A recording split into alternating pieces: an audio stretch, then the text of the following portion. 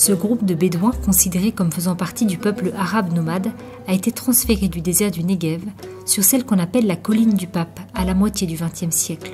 Le lieu qui se trouve dans les environs de Béthanie, à l'est de Jérusalem, a été baptisé ainsi suite au don du roi Hussein au pape Paul VI lors de sa visite en Terre Sainte en 1964.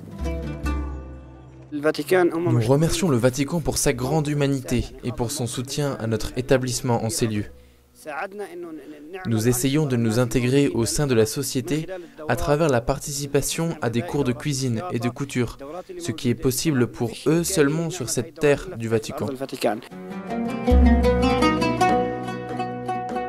Le lien de cette terre avec le Saint-Siège et la présence du drapeau du Vatican donnent d'une certaine manière un sentiment de protection à cette petite communauté bédouine.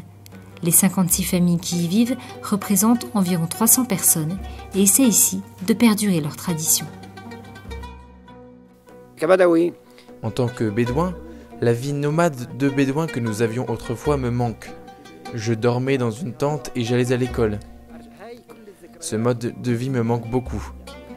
Quand j'étais enfant, j'allais faire paître les moutons et je faisais mes devoirs pendant que ma mère faisait le yaourt, le beurre et le fromage. Et je sortais pour les vendre afin de subvenir à nos besoins. Les Bédouins vivent principalement de l'élevage des moutons. Malgré les progrès de la technologie et des médias réalisés dans la plupart des pays du monde, les Bédouins de la colline du Pape conservent encore leurs habitudes de nomades, constituées de joies et de peines, dans la simplicité de la vie quotidienne.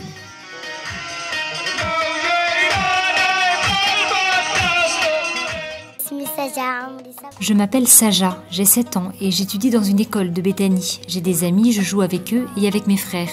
J'aime jouer avec les moutons et les poules et j'aime vraiment vivre sur la colline du Pape.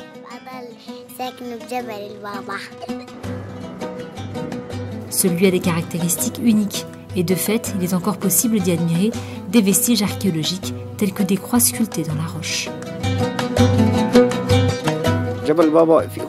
La colline est pleine de restes de maisons romaines et même de tombes de moines des temps anciens. Elle pourrait être considérée comme un lieu saint parce que l'on pense que Jésus-Christ a marché ici et a bu de l'eau des sources qui étaient là.